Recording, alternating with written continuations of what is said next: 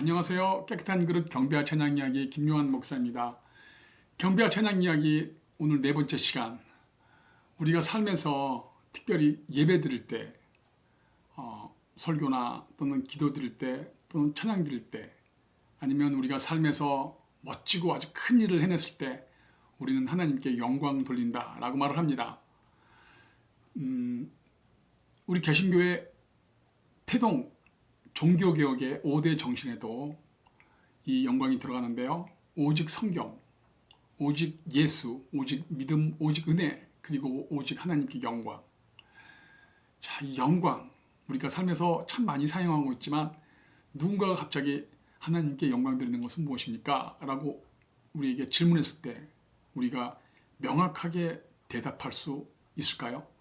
만약 그렇지 않다면 오늘 이 방송이 여러분에게 아주 필요할 것입니다. 오늘 다윗의 장막 스카프라는 목사님은 이 영광에 대한 조언을 우리들에게 총 2회에 걸쳐서 이야기해주고 있습니다. 원 제목은 영광이지만 저는 영광은 무엇인가 라는 제목으로 정했습니다. 이제 우리가 예배자로서 반드시 알아야 할 이 영광에 대한 개념을 한번 깊이 살펴보도록 하겠습니다.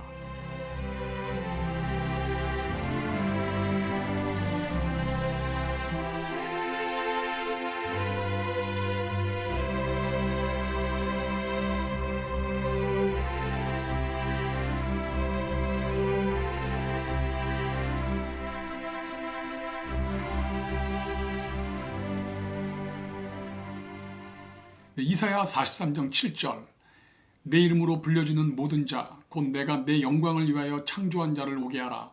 그를 내가 지었고 그를 내가 만들었느니라. 이 구절을 통해서 우리는 온전히 하나님의 영광을 위해 창조되었고 온전히 하나님의 영광을 위해서 살다가 그분의 영광을 위해서 죽는, 그야말로 하나님의 영광은 우리 모든 예배자들에게 거룩한 그리고 영원한 정체성이다 라고 말할 수 있습니다. 그러면 우리가 당연히 하나님의 영광에 대해서 자세하게 알아야 되지 않을까요? 그래야 하나님께 진정한 마음으로 또 올바른 방법으로 영광을 돌릴 수 있기 때문입니다. 자, 그럼 본문으로 들어가서 스카프로나 목사님은 첫 번째, 먼저 하나님은 자신의 영광을 선포하는 분이시다 라고 말하고 있습니다. 하나님의 인간 창조 목적과 하나님께 영광을 돌리면서 살아야 되는 우리 인간의 사명에 대해서 방금 읽은 이사야 43장 7절과 함께 또 고린도전서 6장 19절로 20절은 너희 몸은 너희가 하나님께로부터 받은 바 너희 가운데 계신 성령의 전인 줄을 알지 못하느냐. 너희는 너희 자신의 것이 아니라 값으로 산 것이 되었으니 그런즉 너희 몸으로 하나님께 영광을 돌리라 라고 말하고 있습니다. 또한 고린도전서 10장 31절 우리가 너무나 잘 아는 그런즉 너희가 먹든지 마시든지 무엇을 하든지 다 하나님의 영광을 위하여 하라. 선택의 여지가 없다는 겁니다. 영광을 돌리라고 창조했다. 뿐만 아니라 이제 내가 너희 몸을 성전 삼아서 너희와 함께 살고 있으니 너희는 나에게 영원히 지금 당장 계속 영광을 돌려야 한다라고 말씀하고 계시는 겁니다. 특별히 이 방금 읽은 고린도전서 10장 31절 하나님의 영광을 위하여 무슨 일을 하든지 하나님의 영광을 위해서 하라라는 이 말은 이 지구상에 살고 있는 모든 그리스도인들의 사고와 행동을 규정짓는 최고의 절대적 기준이다 라고 말하고 있습니다.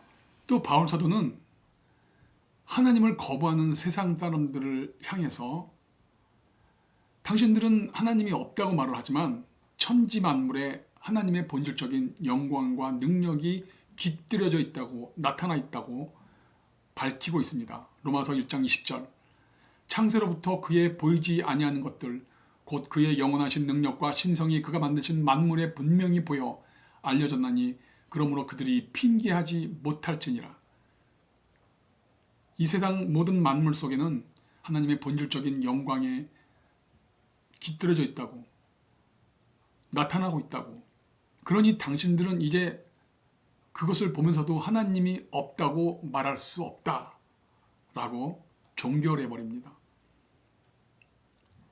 우리는 보는데 왜 그들은 하나님의 영광을 천지 만물을 통해서 왜 깨닫고 보지 못하는 걸까요?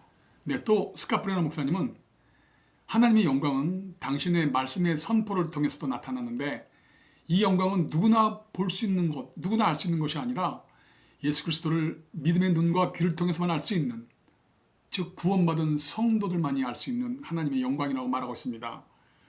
하나님의 영광은 선택되어진, 불려진 에클레시아, 교회들, 즉 우리 성도들에게만 계시되어진 하나님의 영광이라고 말하고 있는 것입니다. 네, 영광에 대한 구약적 단어, 이 카보드의 여러 의미 중에서 이미 살펴본 여러 해석 중에서 이 영광은 무겁다, 이 무거움이라는 의미가 있었습니다. 영광은 무겁다. 그래서 스카프레나 목사님은 특히 영광의 무게에 대한 당위성을 고린도 후서 4장 17절로 18절의 말씀으로 대신합니다. 제가 읽어드리겠습니다. 우리가 잠시 받는 환난에 경한 것이 지극히 크고 영원한 영광에 중한 것을 우리에게 이루게 함이니 우리가 주목하는 것은 보이는 것이 아니요 보이지 않는 것이니 보이는 것은 잠깐이요 보이지 않는 것은 영원함이라. 그는 하나님의 영광은 무겁다, 중하다라고 말합니다. 사실 우리가 지금 읽은 고린도후서 4장 17절 18절은 16절에 대한 대답 구절입니다. 16절 한번 볼까요? 그러므로 우리가 낙심하지 아니하노니 우리의 겉사람은 낡아지나 우리의 속사람은 날로 새로워지도다. 우리가 살면서 우리가 당하는 인생의 많은 고통과 아픔, 많은 어려움, 그것이 정말 크다고 할지라도, 그래서 그것 때문에 우리 겉사람, 우리 인생이 이 육체가 늙어지고 망가져가고 점점 낡아지고 허물어져서 후패되지만 우리가 구원받은 우리의 영혼, 우리의 속사람은 날로 새로워진다. 왜 새로워지지? 그 이유에 대해서 17절, 18절 말씀, 영원한 천국의 영광 때문에 우리가 참을 수 있다라고 말하는 것입니다. 네, 또 하나님은 당신의 영광을 스스로 나타내시면서 우리를 감동시키시고 또한 우리와 선한 관계를 맺어가시는데 그 하나님의 영광으로 인해서 우리가 구별된 경배자로 변화된다고 말씀하십니다. 왜냐하면 우리는 하나님의 그 영광을 보면서 하나님의 선한 신성과 본질을 알 수 있기 때문입니다. 네, 출애굽기 31장 32장에서는 하나님께서 직접 준비하시고 친히 쓰신 첫 번째 증거 돌판을 모세에게 줍니다. 그러나 모세가 내려올 때 이 백성들이 금송아지를 만들어 놓고 완전히 변질된 모습을 보이자 모세가 분노해서 그 돌판을 깨뜨려 버렸죠. 그러자 다시 한번 34장에서 하나님께서는 직접 모세에게 이렇게 말씀하십니다. 네가 다듬고 네가 깎아서 준비한 두 돌판을 가지고 다시 산으로 올라와라. 34장 1절입니다. 출애굽기. 여호와께서 모세에게 이르시되 너는 돌판 둘을 처음 것과 같이 다듬어 만들라. 네가 깨뜨린 처음 판에 있던 말을 내가 그 판에 쓰리니. 출애굽기 34장 6절 7절. 명령대로 다시 돌판을 직접 만들어 올라간 모세에게 하나님께서 갑자기 당신의 놀라운 영광을 모세에게 직접 나타내 보여주십니다. 6절 7절을 읽어드리겠습니다. 여호와께서 그의 앞으로 지나시며 선포하시되 여호와라 여호와라 자비롭고 은혜롭고 노하기를 더디하고 인자와 진실이 많은 하나님이라. 인자를 천대까지 베풀고 악과 과실과 죄를 용서하리라. 그러나 벌을 면제하지는 아니하고 아버지의 악행을 자손 3, 4대까지 보응하리라. 자비롭고 은혜롭고 노하기를 더디하고 인자와 진실이 많은 하나님. 얼마나 놀라운 영광의 영광입니까? 정말 아멘이고 가슴이 벅차고 감사합니다. 하나님은 당신의 영광을 보여주시고 우리는 그 영광을 인해서 하나님의 신성과 선하신 본질을 깨닫고 우리도 구별된 거룩한 예배자가 되어가는 것입니다. 스카프레나 목사님은 이미 우리가 여러 번 언급한 요한복음 4장 23절로 24절 영과 진리로 마음의 예배와 표현의 예배로 하나님의 영광을 이 세상에서 나타낼 수 있는 뜨거운 믿음과 열정을 가진 경배자들을 찾고 계신다고 말씀드렸습니다. 하나님의 영광을 위해서 이 세상에서 뜨거운 가슴을 품고 하나님의 영광을 나타낼 열정의 사람은 누구인가? 스카프레나 목사님은 바로 우리가 되어야 하지 않는가라고 우리에게 도전하고 계십니다. 그러나 스카프레나 목사님은 그 하나님의 영광은 인간의 죄로 인해서 하나님의 영광을 비틀어 버리고 변질되게 만들었고 왜곡시켰다고 말합니다. 또 하나님의 영광을 하나님께 온전히 돌리지도 않고 헛된 썩을 우상에 돌렸다고, 썩을 우상에 바쳤다고 말합니다. 결국 인간은 하나님의 영광에 이르지 못하는 벌을 받게 되는 것입니다. 그 벌은 사실은 인간에게 내려지는 벌 중에서 가장 참담한 벌 중에 하나인 무관심입니다. 로마서 1장 24절, 그러므로 하나님께서 그들의 마음의 정욕대로 더러움에 내버려 두사 그들의 몸을 서로 욕되게 하게 하셨으니. 하나님의 무관심. 그래, 나 없이 너희들의 본능대로 살아라. 하나님이 버리시는 겁니다. 하나님이 신경을 안 쓰는 겁니다. 그러면 어떤 일이 일어났는지 아십니까? 고린도후서 4장 4절, 그 중에 이 세상의 신이 믿지 아니하는 자들의 마음을 혼미하게 하여 그리스도의 영광의 복음의 광채가 비치지 못하게 함이니. 하나님의 영광의 광채가 인간에게 비추지 않으면 그건 어마어마한 형벌인데, 그러면 인간이 가지고 있는 흙으로 만들어진 인간의 본성이 나오게 됐습니다. 하나님의 영광의 광채가 사라지면 빛이 사라지는 건데, 빛이 사라지면 어둠이 오게 되고 지옥이 옵니다. 모든 부정, 어두움, 타락, 욕망, 살인, 시기, 질투, 배신. 원래 우리 인간은 하나님을 알 수 있었고 또 하나님께 영광을 돌리도록 창조되었고, 그래서 하나님께 영광을 돌릴 수 있는 능력이 있는 그런 존재였습니다. 하지만 사람들은 자신들의 죄로 인해서 그것을 느끼지 못하고 또 알고 싶어 하지 않고 이제는 거부하고 이제는 미워하는 사람들이 나타났습니다. 바로 그것이 벌입니다.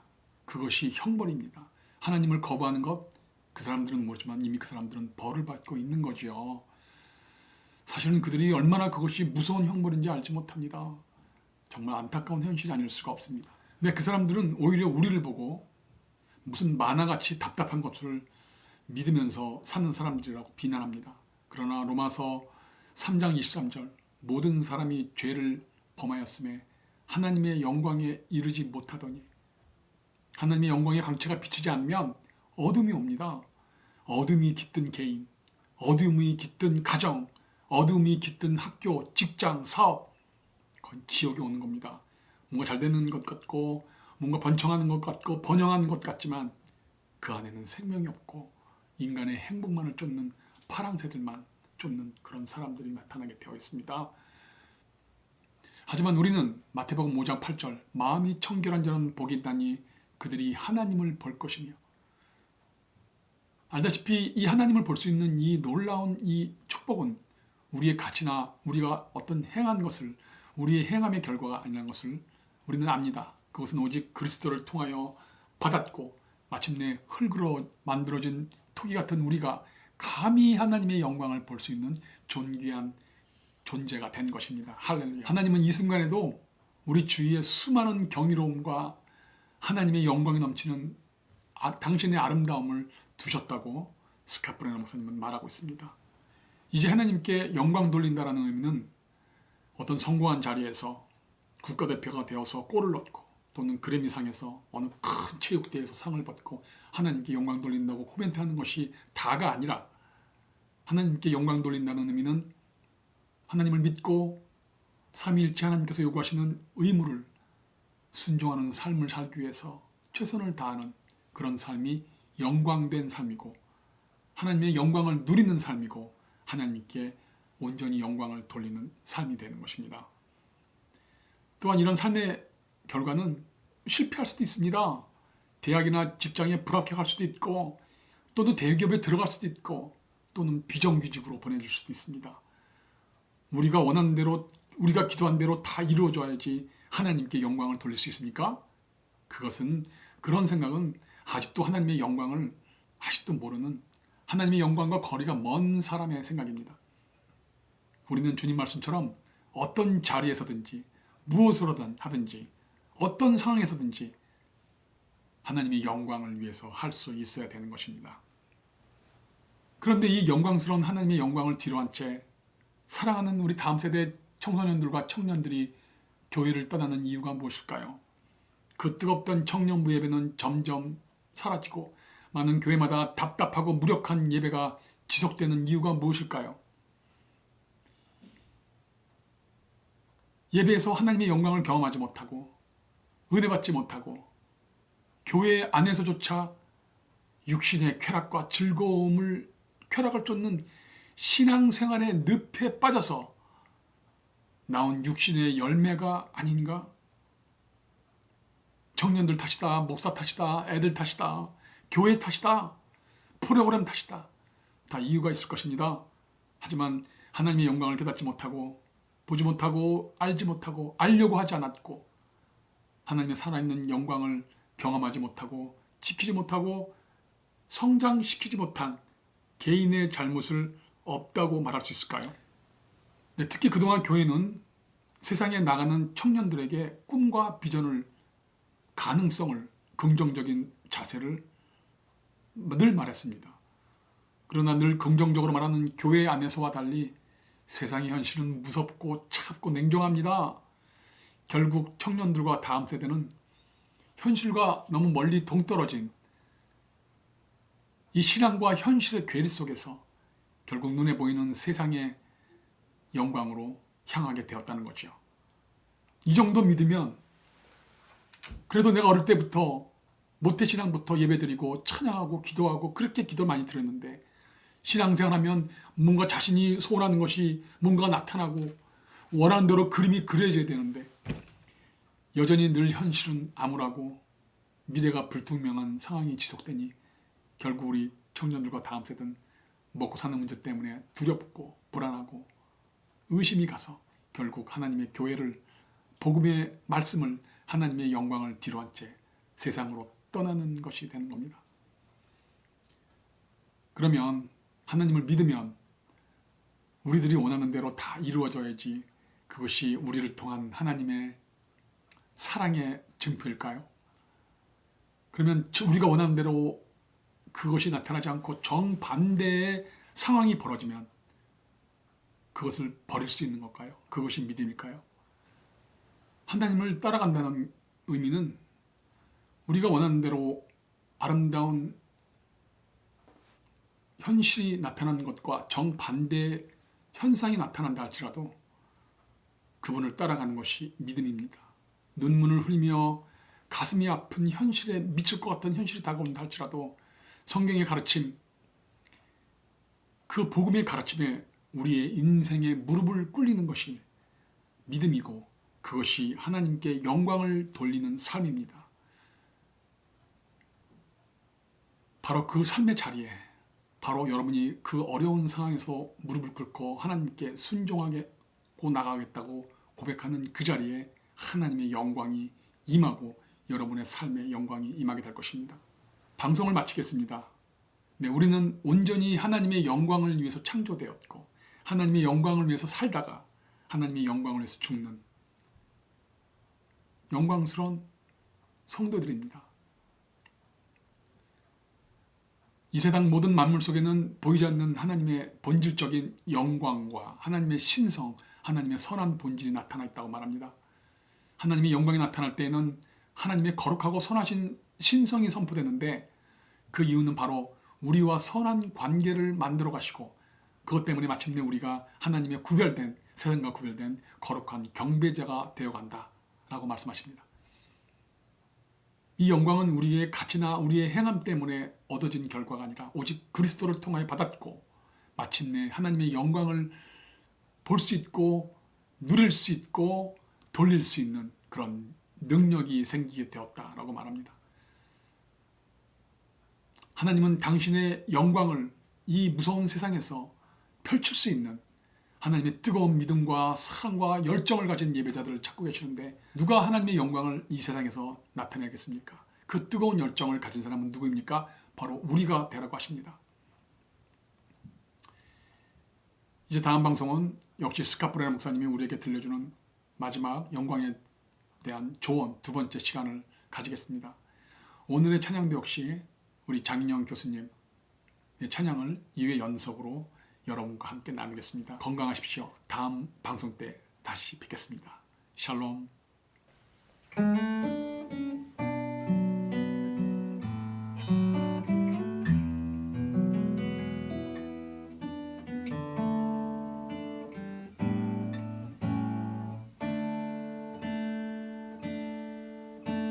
주님과 함께하는 이 고요한 시간 주님의 보좌 앞에 내 마음을 쏟네 모든 것 아시는 주님께 감출 것 없네 내 맘과 정성 다해 주 바라나이다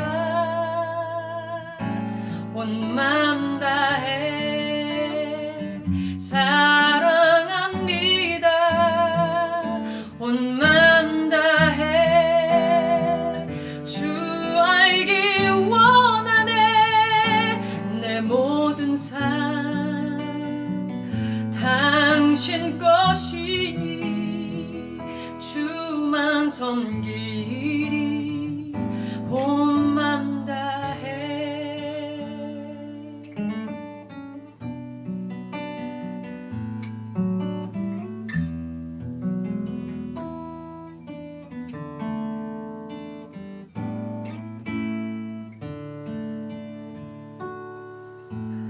나 염려하지 않아도 내 쓸 것 아시니 나 오직 주의 얼굴 구하게 하소서 다 이해할 수 없을 때라도 감사하며 날마다 순종하며 주 따르오리다